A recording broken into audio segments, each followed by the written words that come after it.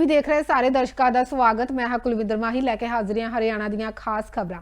ਤਾਂ ਪਹਿਲਾਂ ਗੱਲ ਕਰਾਂਗੇ ਹਰਿਆਣਾ ਦੇ ਵਿੱਚ ਇੱਕ ਵੱਡੀ ਸੌਗਾਤ ਹਰਿਆਣਾ ਨੂੰ ਮਿਲਣ ਜਾ ਰਹੀ ਹੈ। ਦੱਸ ਦਈਏ ਕਿ IIT ਦੀ ਮਨਜ਼ੂਰੀ ਕੇਂਦਰ ਸਰਕਾਰ ਦੇ ਵੱਲੋਂ ਦੇ ਦਿੱਤੀ ਗਈ ਹੈ। 300 ਏਕੜ ਦੀ ਜ਼ਮੀਨ ਦੀ ਮੰਗ ਕੀਤੀ ਗਈ ਹੈ, ਐਕਵਾਇਰ ਕੀਤੀ ਜਾਵੇਗੀ ਔਰ ਉਸ 300 ਏਕੜ ਦੀ ਜ਼ਮੀਨ ਦੇ ਉੱਤੇ ਪਹਿਲਾ IIT ਸਥਾਪਿਤ ਕੀਤਾ ਜਾਵੇਗਾ। ਤਾਂ ਹਰਿਆਣਾ ਦੀ ਸਰਕਾਰ ਦੀ ਵੱਡੀ ਉਪਲਬਧੀ ਹੈ। ਕੇਂਦਰ ਸਰਕਾਰ ਦੇ ਵੱਲੋਂ ਮਨਜ਼ੂਰੀ ਦਿੱਤੀ ਗਈ ਹੈ। ਦੱਸ ਦਈਏ ਕਿ ਉੱਥੋਂ ਦੇ ਜੋ ਵਿਦਵਾਨ ਲੋਕ ਨੇ ਉਹਨਾਂ ਦੇ ਵੱਲੋਂ ਕਾਫੀ ਸਮੇਂ ਤੋਂ ਇਹ ਮੰਗ ਕੀਤੀ ਜਾ ਰਹੀ ਸੀ ਕਿ ਹਰਿਆਣਾ ਦੇ ਵਿੱਚ ਵੀ IIT ਖੋਲ੍ਹਿਆ ਜਾਵੇ। ਵੱਡੀ ਖਬਰ ਹੈ ਹਰਿਆਣਾ ਵਾਸੀਆਂ ਲਈ, IIT ਖੁੱਲਣ ਜਾ ਰਿਹਾ ਹੈ ਹਰਿਆਣਾ ਦੇ ਵਿੱਚ ਔਰ 300 ਏਕੜ ਦੀ ਜ਼ਮੀਨ ਦੀ ਮੰਗ ਕੀਤੀ ਗਈ ਹੈ। ਦੱਸ ਦਈਏ ਕਿ ਇਸ ਨੂੰ ਲੈ ਕੇ ਕਿ ਇਹ IIT ਸੰਸਥਾਨ ਕਿੱਥੇ ਖੋਲ੍ਹਿਆ ਜਾਵੇ। ਤਾਂ ਜੋ ਸੂਬੇ ਦੇ ਸ਼ਹਿਰ ਨੇ ਉਹਨਾਂ ਦੇ ਵਿੱਚ ਇੱਕ ਤਰੀਕੇ ਦੇ ਨਾਲ ਵਾਰ ਵੀ ਦੇਖਣ ਨੂੰ ਮਿਲ ਰਹੀ ਹੈ। ਉਹਨਾਂ ਦੇ ਵੱਲੋਂ ਕਿਹਾ ਜਾ ਰਿਹਾ ਕਿ ਸਾਡੇ ਇਲਾਕੇ ਦੇ ਵਿੱਚ ਇਹ IIT ਸੰਸਥਾਨ ਖੋਲ੍ਹਿਆ ਜਾਵੇ। ਹਾਲਾਂਕਿ ਜੋ ਹਿਸਾਰ ਦੇ ਵਿੱਚ ਇਹ ਜ਼ਮੀਨ ਮਿਲਣ ਦੀ ਤਿਆਰੀ ਕਰ ਲਈ ਗਈ ਹੈ, ਕਿਉਂਕਿ ਜਿਹੜੇ ਉੱਥੋਂ ਦੇ ਹਿਸਾਰ ਦੇ ਨੇਤਾਗਣ ਨੇ ਉਹਨਾਂ ਦੇ ਵੱਲੋਂ ਜ਼ਮੀਨ ਦੇਣ ਦਾ ਦਾਅਵਾ ਕੀਤਾ ਗਿਆ। ਉਹਨਾਂ ਕਿਹਾ ਕਿ ਅਸੀਂ ਇੱਥੇ ਹਿਸਾਰ ਦੇ ਵਿੱਚ ਜ਼ਮੀਨ ਦੇਵਾਂਗੇ ਤੇ ਹਿਸਾਰ ਦੇ ਵਿੱਚ ਪਹਿਲਾ IIT ਖੋਲ੍ਹਿਆ ਜਾਵੇਗਾ। ਉਹਨਾਂ ਕਿਹਾ ਕਿ ਇੱਥੇ 에ਅਰਪੋਰਟ ਵੀ ਨੇੜੇ ਲੱਗਦਾ ਹੈ, ਜਿਸ ਕਰਕੇ ਜੋ ਵਿਦਿਆਰਥੀ ਹੈ ਉਹਨਾਂ ਨੂੰ ਕਾਫੀ ਫਾਇਦਾ ਮਿਲੇਗਾ। ਦੂਸਰੇ ਪਾਸੇ ਜਿਹੜੇ ਇੱਥੋਂ ਦੇ ਲੋਕ ਨੇ ਉਹਨਾਂ ਨੂੰ ਵੀ ਉੱਚ ਪੱਧਰੀ ਸਿੱਖਿਆ ਮਿਲੇਗੀ। ਤਾਂ ਇਹ ਹਿਸਾਰ ਦੇ ਔਰ ਹਰਿਆਣਾ ਲਈ ਇੱਕ ਵੱਡੀ ਖਬਰ ਹੋਵੇਗੀ, ਵੱਡੀ ਸੌਗਾਤ ਹੋਵੇਗੀ। IIT ਖੋਲ੍ਹਣ ਦਾ ਇੱਥੇ ਐਲਾਨ ਕਰ ਦਿੱਤਾ ਗਿਆ ਹੈ। ਹੁਣ ਰੁਕ ਕਰਦੇ ਹਾਂ ਅਗਲੀ ਖਬਰ ਦਾ।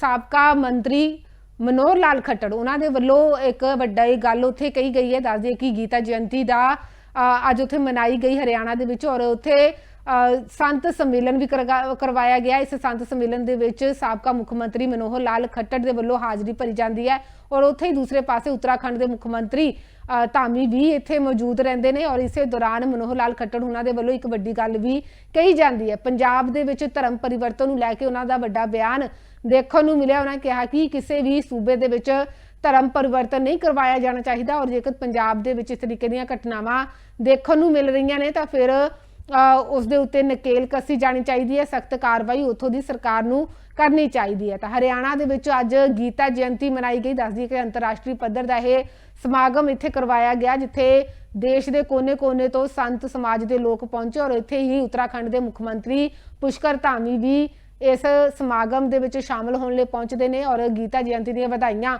ਉਹਨਾਂ ਦੇ ਵੱਲੋਂ ਵੀ ਦਿੱਤੀਆਂ ਜਾਂਦੀਆਂ ਨੇ। ਮਨੋਹਰ ਲਾਲ ਖੱਟੜ ਉਹਨਾਂ ਦੇ ਵੱਲੋਂ ਇਸ ਦੀ ਸ਼ੁਰੂਆਤ ਕੀਤੀ ਗਈ ਸੀ। ਹੁਣ ਵੱਡੇ ਪੱਧਰ ਦੇ ਉੱਤੇ ਹਰਿਆਣਾ ਦੇ ਵਿੱਚ ਗੀਤਾ ਜਯੰਤੀ ਮਨਾਈ ਜਾਂਦੀ ਹੈ ਔਰ ਇਸੇ ਦੌਰਾਨ ਜਦੋਂ ਉਹਨਾਂ ਨਾਲ ਗੱਲਬਾਤ ਕੀਤੀ ਗਈ ਤਾਂ ਉਹਨਾਂ ਦੇ ਵੱਲੋਂ ਗੀਤਾ ਜਯੰਤੀ ਨੂੰ ਲੈ ਕੇ ਵਧਾਈਆਂ ਤਾਂ ਦਿੱਤੀਆਂ ਹੀ ਗਈਆਂ, ਪਰ ਦੂਸਰੇ ਪਾਸੇ ਪੰਜਾਬ ਦੇ ਵਿੱਚ ਜੋ ਧਰਮ ਪਰਿਵਰਤਨ ਕਰਵਾਇਆ ਜਾਂਦਾ ਤਾਂ ਉਸ ਨੂੰ ਲੈ ਕੇ ਵੱਡੀ ਗੱਲ ਉਹਨਾਂ ਦੇ ਵੱਲੋਂ ਕਹੀ ਗਈ ਹੈ ਕਿ ਧਰਮ ਪਰਿਵਰਤਨ ਨਹੀਂ ਹੋਣਾ ਚਾਹੀਦਾ ਔਰ ਧਰਮ ਪਰਿਵਰਤਨ ਦੇ ਖਿਲਾਫ ਸਰਕਾਰ ਨੂੰ ਸਖਤ ਤੋਂ ਸਖਤ ਕਦਮ ਚੁੱਕਣੇ ਚਾਹੀਦੇ ਆ। ਤਾਂ ਕੀ ਕੁਝ ਕਹਿਣਾ ਹੈ ਮਨੋਹਰ ਲਾਲ ਖੱਟੜ ਦਾ, ਤੁਹਾਨੂੰ सुना देंगे हैं।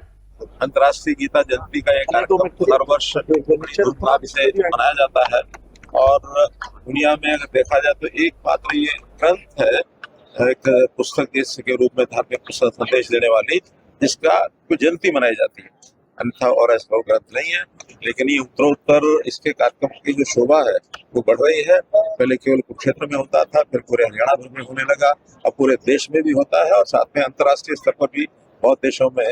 और गीता जयंती हमारे स्वामी गीता मनीषी स्वामी दयानंद जी महाराज के देख रेख में कई जगह हो चुका है। मॉरिशस में हुआ, कनाडा में हुआ, UK में हुआ, अभी श्रीलंका में हुआ है, आने वाले दिनों में इंडोनेशिया में होगा। तो ऐसे बड़े बड़े कार्यक्रम, कल ही प्रधानमंत्री श्री नरेंद्र मोदी जी के समक्ष 1 लाख लोगों ने और मुक्त कंठ से और गीता के जो श्लोक बोले हैं वो एक आनंद देने वाला ये कार्यक्रम था। गीता का संदेश हर व्यक्ति के लिए भी अनिवार्य है, समूह के लिए अनिवार्य है। हर समाज में विभिन्न प्रकार के जो आयाम रखने वाले काम करने वाले लोग हैं, चाहे वो गृहस्थी है, चाहे वो विद्यार्थी है, चाहे वो अध्यापक है, चाहे किसान है और इवन यहाँ तक राजनीतिक क्षेत्र के लोगों के लिए भी गीता में बहुत बड़े संदेश ये सब दिए गए हैं। आज उसके संत सम्मेलन में हम लोगों को उपस्थित होने का अवसर मिला। ये खुशी की बात है कि हमारे उत्तराखंड के मुख्यमंत्री रवि जी भी इसमें उपस्थित हुए हैं।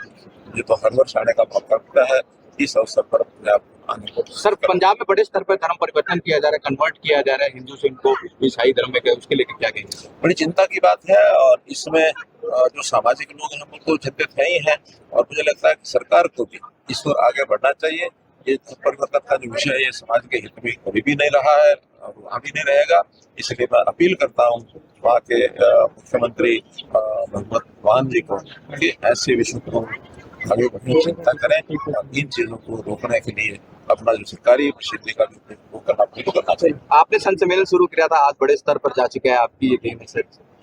देखिए, मेरा अपना जो दायित्व मैं लगातार हमेशा गीता से ही सीख करके और इन ऐसे कर्तव्यों का पालन करता हूँ। कर्मण्येवाधिकार से भावनेषु कदाचन, इसको अपने जीवन में उतार करके यहाँ तक बढ़े हैं। उसी श्रृंखला में गीता के स्वरूप को बड़ा स्वरूप किया जाए तो अपने उस कर्तव्य के अधीन शुरू कराया था। मैंने तो क्या शुरू कराया था, भगवत कृपा से अपने आप को संतों के आशीर्वाद से हुआ और आज ये स्वरूप बना है तो अच्छा लगा। 2014 में 14 से पहले बहुत छोटी मनाई जाती, 2014 के बाद बहुत ऊंचे सत्र पर मनाई जाती है। लाखों लोग अच्छी बात, कई लाख उनका कुछ फॉल यहाँ होता है। अंतर्राष्ट्रीय गीता जयंती का एक कार्यक्रम हर वर्ष उत्तराखंड ਦੇ ਮੁੱਖ ਮੰਤਰੀ ਪੁਸ਼ਕਰ ਧਾਮੀ ਉਚੇਚੇ ਤੌਰ ਦੇ ਉੱਤੇ ਇਸ ਸਮਾਗਮ ਦੇ ਵਿੱਚ ਸ਼ਾਮਲ ਹੋਣ ਲਈ ਪਹੁੰਚੇ ਔਰ ਉਹਨਾਂ ਦੇ ਵੱਲੋਂ ਵੀ ਪੰਜਾਬ ਦੇ ਵਿੱਚ ਜੋ ਧਰਮ ਪਰਿਵਰਤਨ ਦੀਆਂ ਗੱਲਾਂ ਨਿਕਲ ਕੇ ਸਾਹਮਣੇ ਆ ਰਹੀਆਂ ਤਾਂ ਉਸ ਨੂੰ ਲੈ ਕੇ ਵੱਡਾ ਬਿਆਨ ਦਿੱਤਾ ਗਿਆ। ਉਹਨਾਂ ਕਿਹਾ ਕਿ ਇਸ ਤਰੀਕੇ ਦੇ ਨਾਲ ਧਰਮ ਪਰਿਵਰਤਨ ਨਹੀਂ ਕੀਤਾ ਜਾਣਾ ਚਾਹੀਦਾ ਔਰ जो उत्थों की सरकार है उन्होंने सख्त कदम चुकने चाहिए ने। उन्होंने कहा कि धर्म परिवर्तन के खिलाफ उत्तराखंड के विच उन्होंने वालों सख्त कानून बनाए गए हैं। तो की कुछ कहना है पुष्कर धामी का, तुहानू सुना देंगे। देखिए, धर्मांतरण किसी भी कीमत पर नहीं होना चाहिए और हमने उत्तराखंड में धर्मांतरण का कड़ा कानून बनाया है और उसमें हमने उम्र कैद तक की सजा का प्रावधान किया है।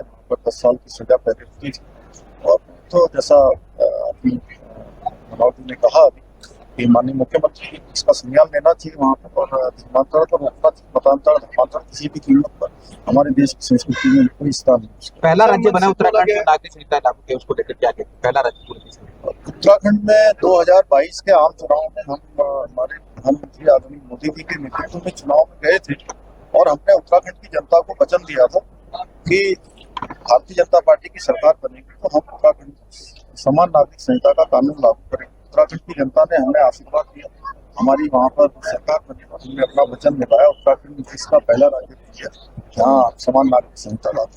तो उधर आत्मनिर्भर हरियाणा की मुहिम नूं अगे तोड़ते हुए सीएम नायब सैनी होना दे वल्लों एक मुहिम की शुरुआत की गई है। उन्होंने कहा कि हरियाणा के लोगों को अपील उन्होंने वल्लों अज की गई और उन्होंने कहा कि अपनी डीपी के उत्ते हर घर स्वदेशी घर घर स्वदेशी की डीपी बना के लाओ। इस दे नाल ही उन्होंने आत्मनिर्भर हरियाणा की जो एक वैबसाइट भी लॉन्च की और इस मौके उन्होंने कहा कि इस वैबसाइट की मदद के नाल तुसी अपनी डीपी बना सकते हो। तो अपील की गई है सीएम नायब सैनी होना दे वल्लों की कुछ उन्होंने वल्लों कहा गया, तुहानू सुना देंगे हैं। श्री नरेंद्र मोदी जी के नेतृत्व में भारत को आत्मनिर्भर बनाने की दशा में हरियाणा प्रदेश ने www.आत्मनिर्भरहरियाणा.com का शुभारंभ किया है, जिसके माध्यम से आपकी फ़ोटो को हर घर स्वदेशी के नारे के साथ वाली सोशल मीडिया डीपी को बनाया जा सकता है। आप सभी से निवेदन है कि इस नवनिर्मित फ़ोटो को अपने सोशल मीडिया हैंडल पर अपनी डीपी के रूप में लगाएं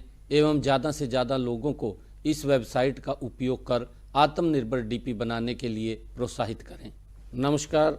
तो उधर हरियाणा के खेड मंत्रालय के वल्लों बड़ा फैसला लिया गया है। तुहानू दस दें कि बास्केटबॉल खिडारी की मैदान के विच मौत होने तो बाद लगातार ये मामला भखदा जा रहा है, जिस करके खेड मंत्रालय के वल्लों बड़े ऐलान अज किए गए। खेड मंत्रालय के वल्लों एक मीटिंग सद्दी गई, उस दे विच इस मामले नूं लैके चर्चा की गई। उत्थे ही दूसरे पासे जिहड़ी 100 करोड़ की ग्रांट जो खेडां दे उत्ते लगाउण लई आई सी, तो वो ग्रांट कित्थे खर्च की गई, इसका ब्यौरा भी मंगिया गया। नाल दी नाल ये भी ऐलान किया गया कि 3 महीनों दे विच सारियां खेड ग्राउंडां नूं दुरुस्त किया जाएगा और नाल दी नाल खिडारियां दी डाइट नूं लैके भी वड्डा ऐलान किया गया। तो खेड मंत्री गौरव गौतम उन्हां दे वल्लों अज वड्डे ऐलान किए गए। उन्हां दे वल्लों यह मीटिंग सद्दी गई सी। दस दिए कि बास्केटबॉल खिडारी की खेड के मैदान दे विच ही खेडदे होए मौत हो गई सी। उसदे उत्ते जो पोल सी वो डिग जाता है और पोल क्योंकि पूरा जर्जर हालत दे विच सी और जदों खिडारी दे वल्लों उसदे नाल लटकन की कोशिश की जाती है तो वह पोल सीधा उसकी छाती ते आके डिगदा है, जिस करके 16 साल के इस खिडारी की